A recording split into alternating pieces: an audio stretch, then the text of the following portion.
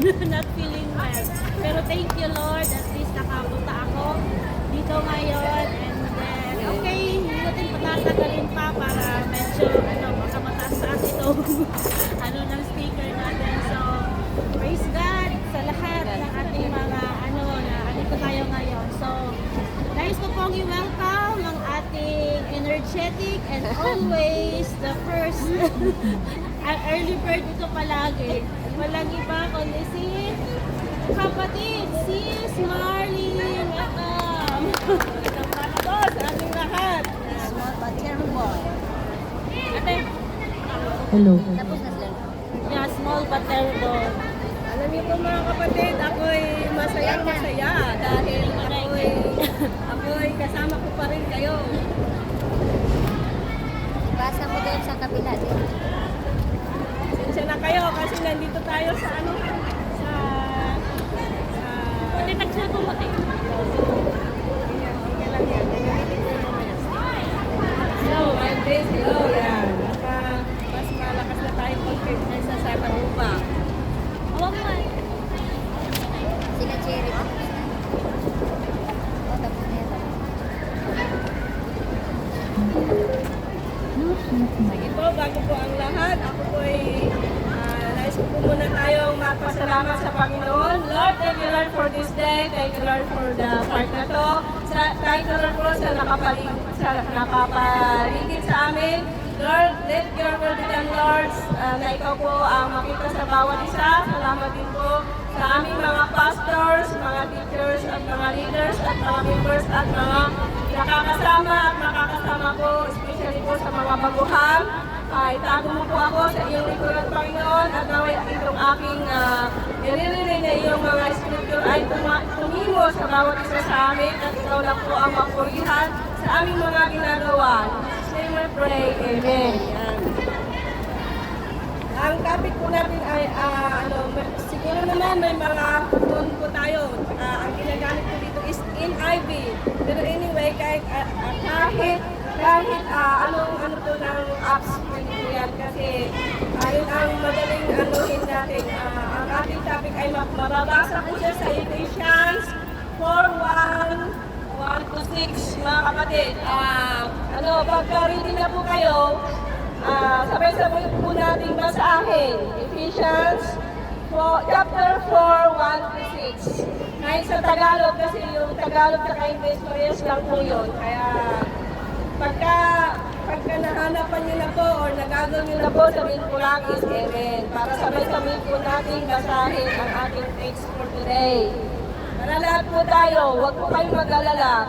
Kung ano po yung nagagawa namin nila pastora, nila lahat po tayo ay gagamitin ng Panginoon, especially po sa ating mga amo. Dahil alam niyo po mga kapatid, ang talagang ministry po natin talaga sa araw-araw, dahil tayo po nandito sa Hong Kong, wala kahit you like it or not mga kapatid, ang ating ay ang ating mga employer. Kaya sabi ko nga po at ulit-ulitin ko, kung ano man po yung ating pinagdadaanan sa ating amo, although ako kahit ako'y mag-15 years na dito, but sa aking mga amo pa rin is pa rin yung challenging, but ang aking na lang nire-reply sa kanila is smile with honest. Alam niyo po mga kapatid, kahit ilang beses po tayo magkamali at honest tayo ang nakitaan ng amo, alam niyo yun ang ipagmamalaki ng amo natin. Alam niyo po ba pag nakuha natin ang trust ng ating amo, alam niyo mga kapatid, mas maano yung panatag yung isip para po tayong nanalo sa sobra pa sa loto.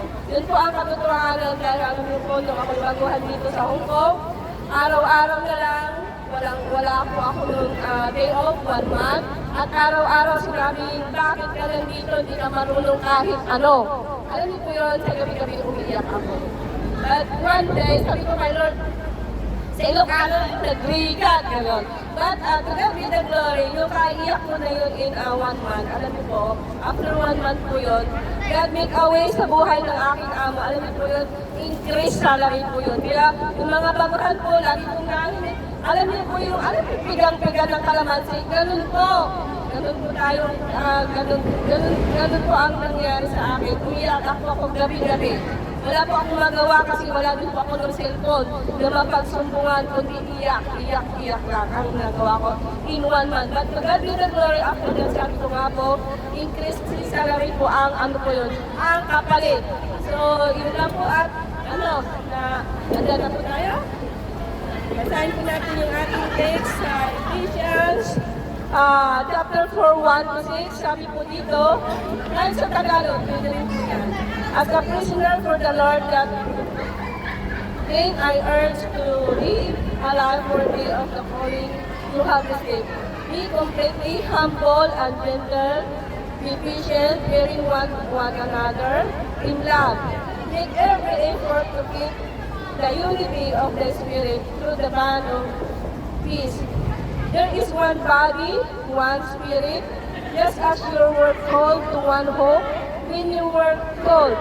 One Lord, one faith. Pasensya kayo kasi hindi ako mano sa articulation.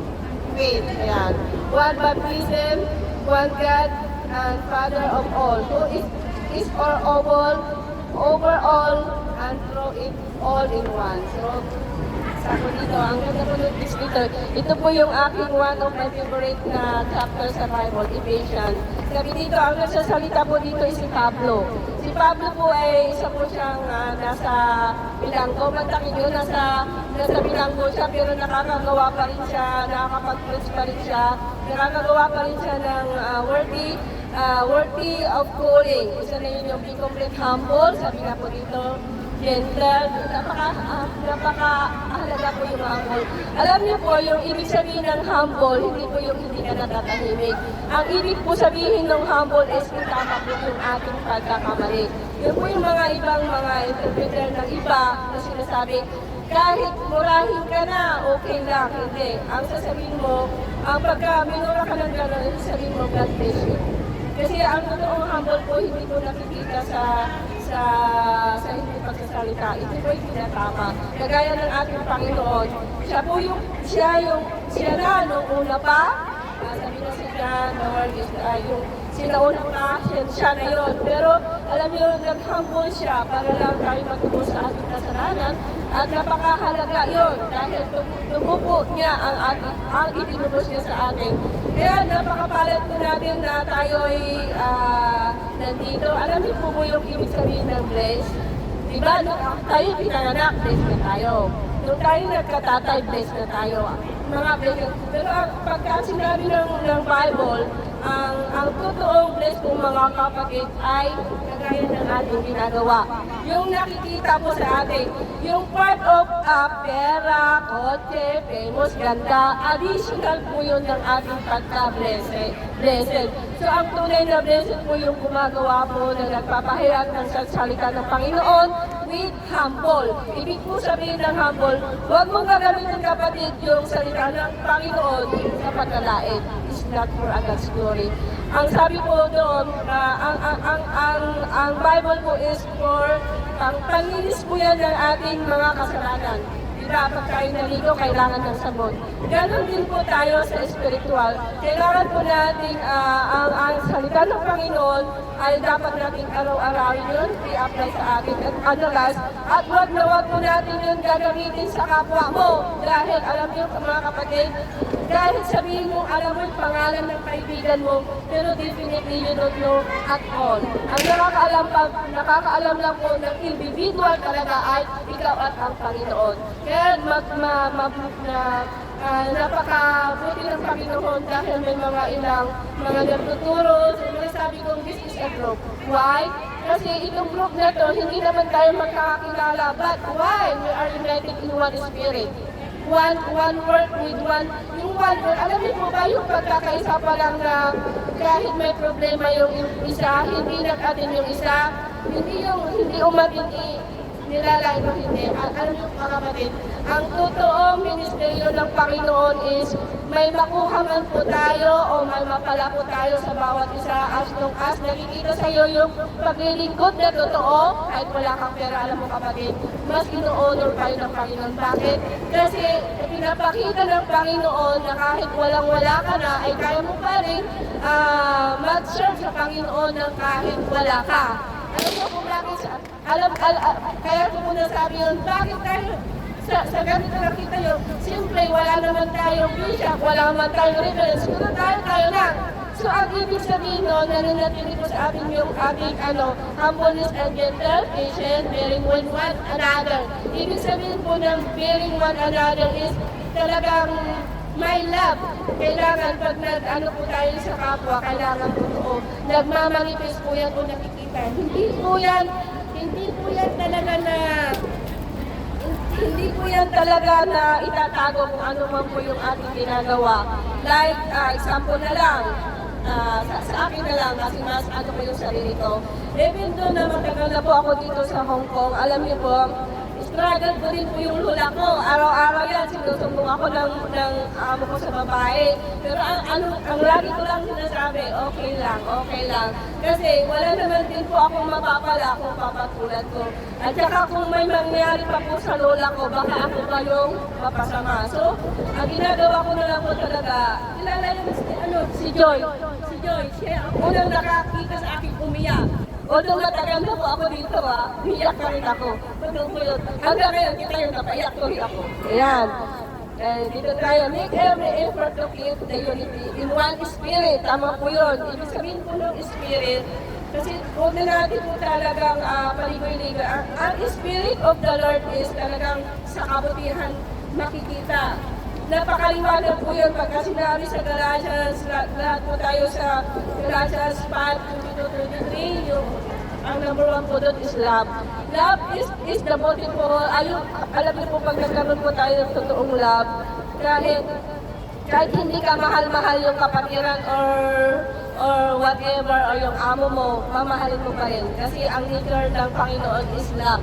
Diba tayo? Kaya nga for God so loved the world, diba sa only begotten Son, who believes in Him, not perish but have eternal life. Pag titignan po natin yung mga kapatid, kaya yung ho, ibig sabihin yun, hindi sinabi doon na pinili tayo. Ang ibig sabihin ng ho, tayo pa rin po ang mamimili. Kasi may isang kapatiran, may nagsabi, Pastor, bakit? Sabi mo, love. Sabi mo na binibigay ng Panginoon. Bakit marami pa rin pong mapupunta sa impyo? Kasi nga, yung binigyan tayo lahat ng promises o pagkakataon, pero inuuna pa natin yung ating gusto. Ano yung may gusto? Minsan ganito, nung hindi pa ako talagang rooted sa salita ng Panginoon. Ay, adula amin, sabi ko sa Ilocano. Andyan na naman yung my Bible. Alam mo, tumatakbo po ako doon. Pagka nakita kong my Bible, ayan na naman. But nung talagang po palang ikay kanyang pipiliin, kahit tumakbo ka na ng tumakbo, ay ilalagay ka pa rin. Alam niyo po, ayan, napaprint ko rin ako. Alam niyo po ba, umulan noong namin po kayo dito? Umulan. Pero ang ginagawa namin yung bago umulan yun, natutulog kami ni Princess doon sa under the tree. Pero ganun po gumalaw ang Panginoon. We never know. O ngayon, nagsasalita na ako. Kaya alam niyo mga kapatid, ang pagmamahal sa atin ng Panginoon is that it makes many ways, different ways. But ito po ang ating talagang tatandaan. Ang spirit ng Panginoon po talaga is number 1 po yun is love. Makikita po natin yun. Yung pagbibigay, kala, kahit hindi ka magbigay, yung makita lang sa'yo, alam niyo po mga kapatid, kaya po tayo laging pang nahihirapan. Kasi talagang nilalabanan natin sa salita ni Pablo ang di ba, gusto kong sundin ang salita ng Panginoon. Pero yung ang nangingibabaw is yung kagustuhan ng aking kalooban, yung flesh. Di ba? Example ako, ang paborito ko talaga is kumain sa mamahaling restaurant before. But nung ako'y natuto, sasabihin ko Lord, itong aking pambili, 1 din na lang, gusto ko yung marami kami. Honestly, kung hindi ko kayo noon nakita, alam niyo ni Princess, kumakain kami sa pero once a month lang po yun. But nung nakilala ko po kayo, sabi ko, mas gusto ko pa pong i-share sa iba. Kasi bakit? Hindi po lahat ng araw is malakas ako. Yung napansin nyo, bakit kami tanin ni Pastora, God makes different way. bakit nandito tayo, bakit nag-run agad yung ating pinaka-ano dito na association natin? Kasi nakita nila sa ating lahat. Alam niyo po ba na Progress Story, si Lolo ang number one nating fans, di ba? Kita mo nung kaninang umaga, malungkot siya nung hindi niya tayo nakita doon sa pier. Tapos nung paalis na siya, sabi niya, parang malungkot siya nung sinabi namin, Lolo, samahan ka namin. Alam mo ba yung joy niya? Ay grabe, napaka-amazing ni Lord. Kasi si Lolo, hindi kami nagkakaintindihan kasi Chinese siya, Tagalog lang ako. Pero nagkakaintindihan. Tayo lang po. Sa lahat po ng grupo dito, napansin nyo tayo lang, di ba? Mas magagaling ka, sabi ng Panginoon. Hindi tinitignan mga kapatid ang iyong magaling ka. No, ang tinitignan ni Lord how you bearing one another without expectation. Love the neighbors, lalo na po, ito nga po ang pinaka-greatest na ministry natin eh. Yung pagka nakasalamuhan po tayo ng isang strangers, kaya kanina, nagsasalamin na ako sa CR, alam nyo, may na-friend na naman ako. So, yung pagkasabi ko lang na saan kasi, 2 months pa lang, puro homesick. Tapos ang sabi ko sa kanya, mag-join ka sa akin every morning doon sa park. Alam niyo, sumunod siya sa akin. Kaya, glory to God, kasi napunta siya dito kanina. At alam niyo, wala pang 10 minutes, naturuan ko siya ng 2 basic ng incarnation. Tuwa siya, kasi heart desire pala niya yun. Pasensya na kayo, kasi medyo mahaba-haba. So, sabi ko na po, there is one body and one spirit, just as you were called to be one hope. Ayan, pagkakaisang hope. When you were called, one Lord, one faith, and one baptism, one God and the Father of all, in all, and through it all. So, ito na ang tanong. Kayo lang po dito makakasagot. Which part of the body of Christ you belong? Saan po kayo? Saan po kayo? Ako po ang masasabi ko, ako'y first honor pag umaga dito.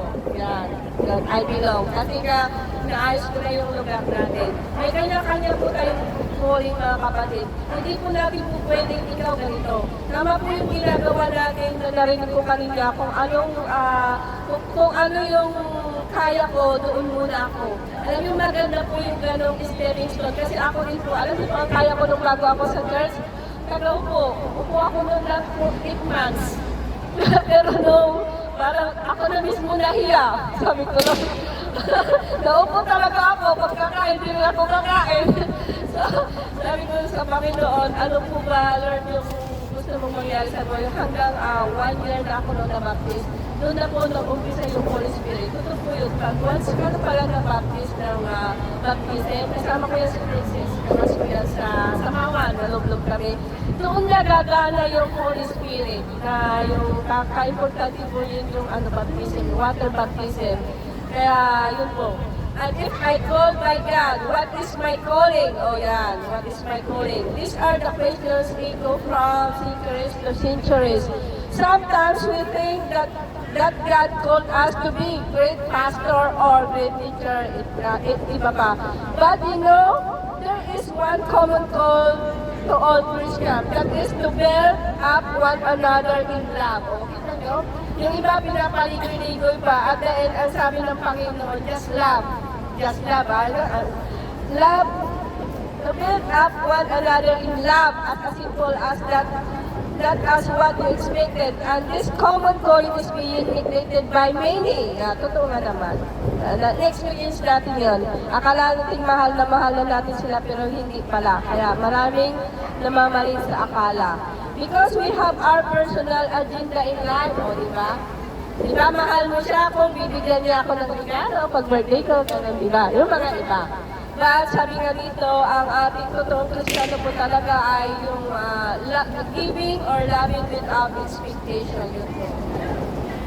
So kayo lang po ang nakakaalam kung ano yung calling niyo mga kapatid. But tayo po dito ay talagang magtutulungan lang po tayo for God's glory alone. Ang ating ginagawa po, hindi po sa atin. Kasi kung sa atin po, lalo na po kung ako, Ay naku po, single po ako, kaya sabi ko nga kay Lord, bakit mo ako ginagamit, Lord? Natanong po yun. Kasi pwede naman ako umupo ulit doon sa under the tree. But hindi ko alam, nung na-meet ko kayo talaga, parang yung iba, dati alas 7 ako bumababa, ngayon mas maaga. Alas 6, nandito na po ako. Yun, kaya sa ano, ako ang first photo. Nag-dito ko, yan. The Apostle Paul encouraged the Ephesian churches to live a life worthy of calling, which was mentioned in verse 1. How to live a life worthy of the calling. We attend seminars and trainings, but very seldom we hear about bearing one another in love, which will build up one another. Let us look at what Paul meant when he says, live a life worthy of the calling. So, ibig sabihin mga kapatid, live life worthy of a calling, yun na po. Ito po yung emphasize ko. Ang pinaka-worthy, ito yung aking nag-experience, yung pakikisama po natin ng ating mga employer. Alam niyo po mga kapatid, pag once po naging napabuti ang pakikisama po natin sa loob ng ating employer, madali na lang po sa labas. Sising na lang yun. Kasi bakit? Kasi kaya mo yung hardest pakikisama-sama mo. So, paglabas mo natin, kaya na natin yun. So, live life worthy of the calling. Kaya ang aking payo po sa mga bago, pray, pagka nahihirapan po kayo, mag-download po kayo ng apps. Marami pong promises sa Bible po. Tandaan niyo po mga kapatid, ang promise ng Lord po, never po yan nag-fulfill. Even though na tayo pa ulit-ulit.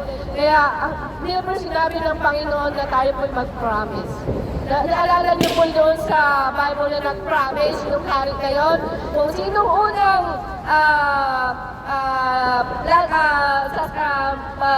dadaan sa gate, papatayin ko. Sabi niya, nag-promise siya. Ang daming audience. Hindi niya alam, ang unang pumasok ng anak niya.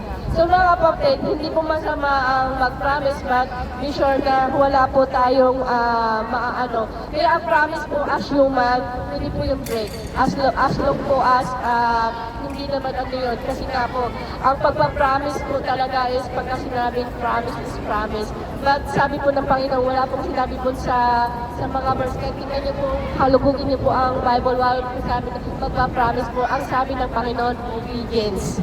Alam niyo po yung obedience po natin is not completely ano po yun eh. Complete ano yan. Parang ano po yan.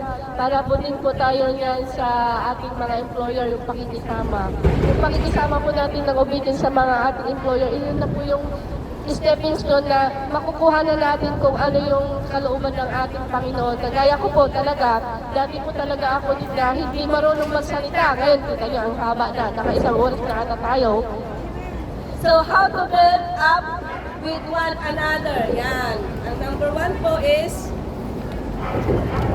humble by complete humble and gentleness. Sabi po dito, humbleness and gentleness are two distinct attributes but inseparable that needs to be possessed by all Christians.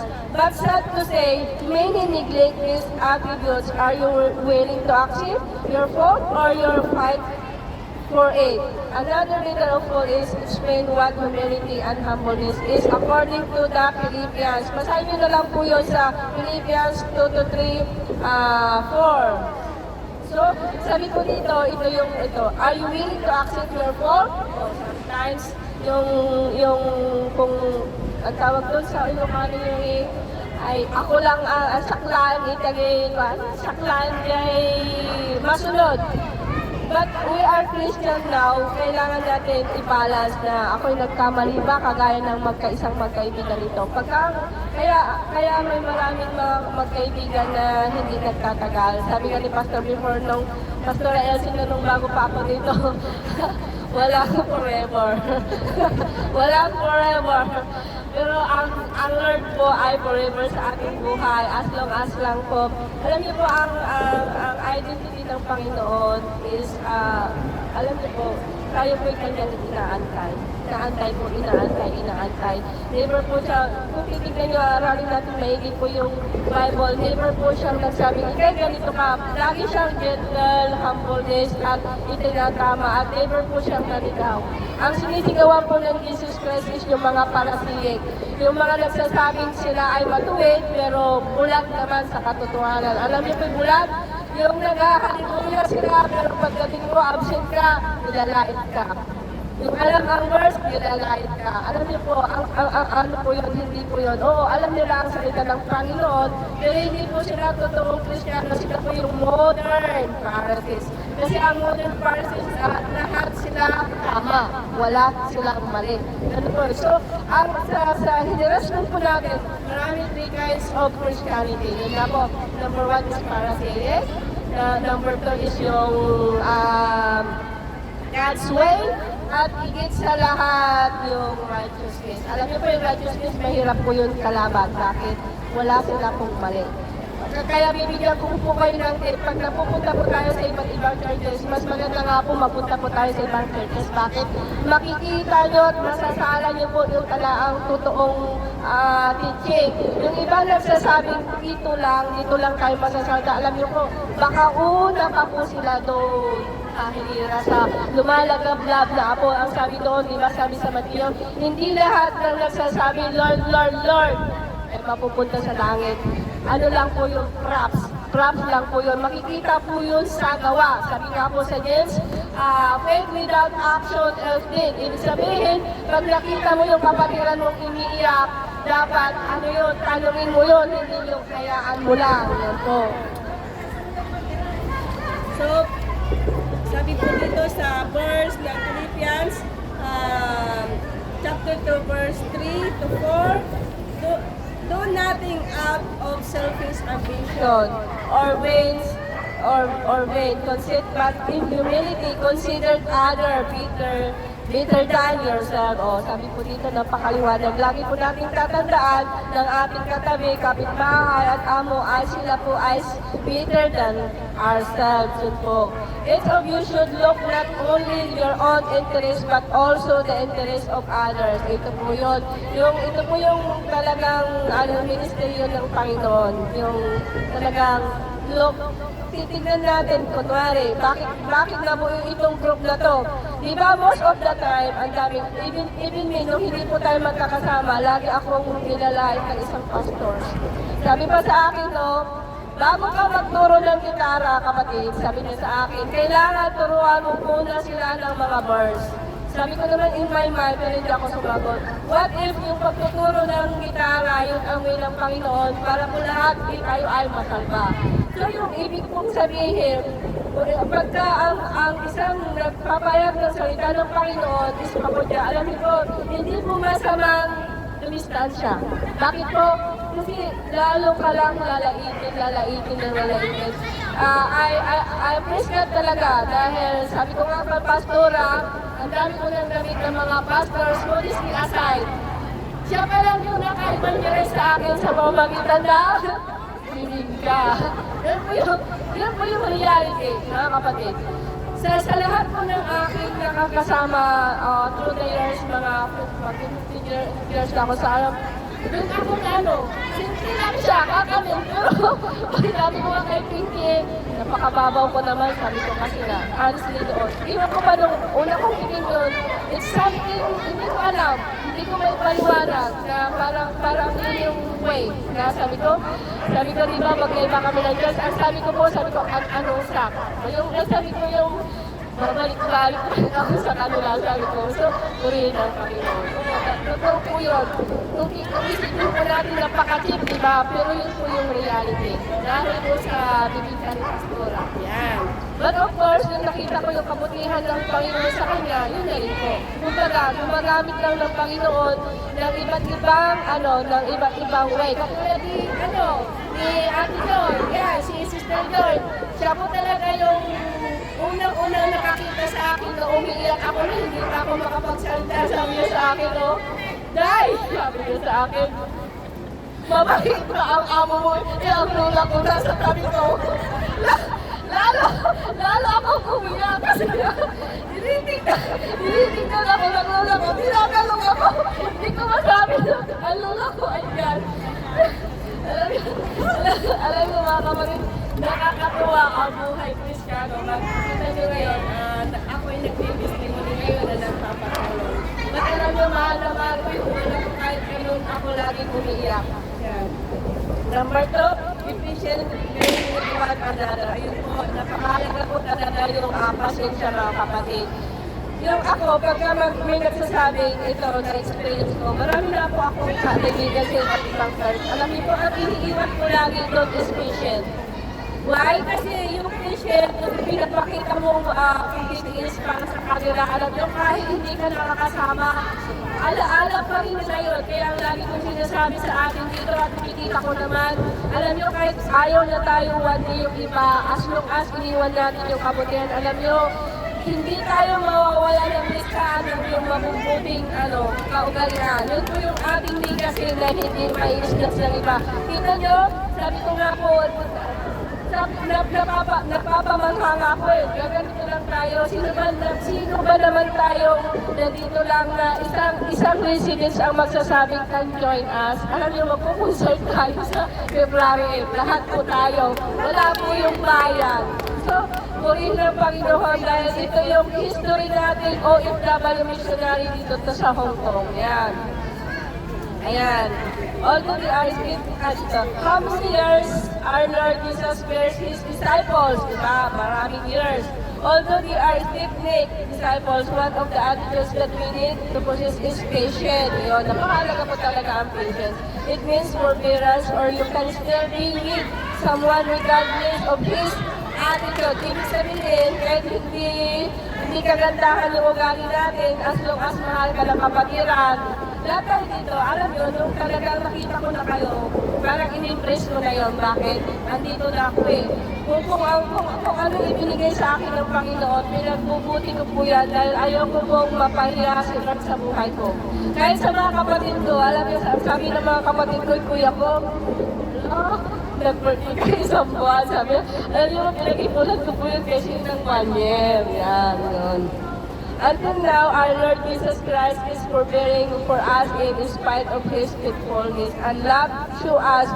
We should love Him, lack of trust and unfaithful family.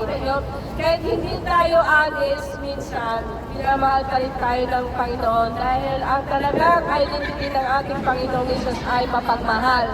Kahit ilang beses po tayong madapat. Ito po ang lagi natin tatandaan.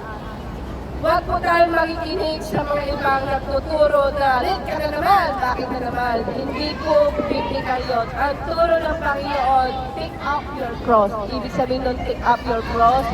Hindi sinabi yun na lahat yun is yung kasirahan or yung mapapanatan ka. Ang sabi ko, take up your cross. Ibig sabihin, halo-halo na po yun. Nagaya nga, lagi kong example, yung mga employers natin. Alam niyo, minsan masaya, pero mas maraming mahirap. Nasabi ko po yan, kahit matagal na po. Napakahirap po. Bakit? Talagang mahirap po dahil pag-amo-amo po talaga. Kahit nalinis mo na, sabihin, linisan mo ulit. Alam mo, minsan nag-twist din ako, but sabi ko, Lord, sige na lang. Pero ang hirap nito. Hindi lang po kayo. Ako din po nahihirapan hanggang ngayon. But to God be the glory by the Spirit of the Lord sa binigay niyo sa akin. Ako po talaga nagtikiit dahil after nakatapusan, meron na ako ngayon sa namin yan. Doon po ako napapangiti pagka may sahod na po ako. Totoo lang yan. Number 3, by making every effort for unity and peace. Ayan, ito yung pinaka-isa. We are called to be unity and peace. Not of disunity and chaos, but some Christians are promoting disunity and leading others to be destroyed. Living a life worthy of all call is to promote unity and building up one another. Instead of gossiping or spreading false accusation, let us spread love, unity, and peace with one another. So, sabi po dito, mas mainam na lang po natin ang ating spirit is love. Yung the gospel, yung kabutihan na ating na-experience sa Panginoon. For this is our calling before God. So pag tayo po pala tinawag na ng Panginoon, let's our life be Christ-likeness. One of that is yung ating patient po talaga. Yung pagtutulungan po ng, alam niyo po yung pagbibigay ng kape? Ministry po yan. Yung sabi ko, yung pagka may kailangan ka is mag-text ka lang sa akin. Ministry po yun. ito po yung ating ginagawa is, ito po yung one of the highest corporate ministry. Ito po yung tinatawag na corporate ministry kasi dito po tayo ma-challenge kung sa ambition natin. Ito po yung aking na-amaze. Most of the time dito, kahit hindi po ako masyadong nagtatanong sa inyo, nakikita ko po talaga yung obedience to God. Bakit? Kasi ang layo ng iba dito pero nandito. Doon po ako na-amaze yung iba. Pero napapansin nyo, kahit linggo-linggo kami mag-provide na malapit, kahit libre na yan. Alam nyo, kasi yung ginagawa nyo palang effort na pagpunta doon is ano po yun, mahirap po gawin yun. Lalo na po yung walang budget, mahirap po yun. But you're not mahal mo ang Panginoon, kaya ginagawa mo yung kapatid. So, I'm blessed na isa ka doon, kapatid. Kahit hindi ko ma-dimension yun, alam ko ba kayo? God bless us all, guys. Yan. So, nandito na po ako sa conclusions kasi mahaba-haba na po. If our Lord Jesus Christ is the light of the world, then we are also light of this world. We are living, let us act as God's children, not a heathen or fat pagan who doesn't really know the Lord. Alam mo yung pagan, yung mga, gusto ko yun, pupunta ako doon. Alam mo po yung pagan is like idolatry. Alam niyo po ang idolatry is not all about yung picture. Idolatry is money, yung kinahihiligan na inuuna pa before yung magbasa ng Bible. At ito po ang aking expect. Yung kasi yung sinasabi, hindi ka na nagsisimba is backslider. Alam niyo po ang backslider. Hindi po yung wala ka sa church. Hindi po yung wala kang kaibigan. Ang backslider po is hindi ka na nagigilty yung ginagawa mong medyo masama. Yung wala ka na talagang yung pag may ginawa kang masama sa kapwa mo, ang sasabihin mo pa, buti ka. Pero pagka ang sinabi mo, ay ba't nagawa ko yun? Yun po yung totoong Kristiyano at may pag-aano sa Panginoon. Alam niyo pa ang backslider, lagi na lang sinasabi, narinig ko yan before din. Kaya sabi ko, nung inaral ko talaga yung Bible, as long as may alam ka sa verse, hindi naman kailangan i-memorize mo eh. Pero si Pastora, sa Gabi na Glory, siya yung isang amazing sa memorize. Yan. Kaya pagka nagbabasa po tayo ng Bible, yung isa-isa po, hindi naman po katulad ko po, nung nagbasa po ako ng Bible nung first time ko dito sa Hong Kong, ang una kong pagbuklat ko yung ano ba yun, Deuteronomy, ang sabi doon, kung susundin mo ang lahat ng aking kalooban, ikaw ay magiging head, hindi sa faith, ikaw ay magpapautang, hindi ikaw ang umuutang. Alam niyo po, glory to God po, nagpapautang na po ako ng load. So, ganun po nagbalibis sa akin yung aking binasa. Alam niyo po, maglagay po lang po kayo na isang verse po na inyong paglalagaan. Alam niyo po, mangyayari po yun. Dahil na-experience ko na po yan. Ito pa nga lang po, nung nakita ko kayo na ganito, alam niyo po, ministry na po tayo. Hindi po lang kami, lahat po tayo dito is ministry kasi nga, pagka sinabing ministry, hindi yung pastor ka, teacher ka. Ang totoong ministry po is yung corporate ministry na nagtutulungan. Alam niyo po ang totoong tulong para hindi po kayo laging nag-profession. Pag isang kaibigan mo, ito na lang. Pag ang kaibigan mo, nakita mo, kahit hindi na nagsalita at nakita mo, tulungan mo na. Kasi alam niyo, sabi nga, nasa Diyos ang awa, nasa tao ang gawa. So, ibig sabihin, kahit pray ka lang rin, hindi ka naman gumagawa, saan yun, diba? Ganun po ang Panginoon, diba? Si Jesus Christ, create niya ang heaven and earth ng 6 na araw. Tapos yung isa, pahinga niya. Ganun din po tayo. Ang pagpapahinga po kapatid, minsan, hindi sinabi naman totally na Sunday. As long as yung 7 days na yun is mayroon kang time sa Panginoon, iyon po yung tinatawag na rest days. wala pong ano, hindi po sinabi innocent, ang kanila po yun, yung ano lang.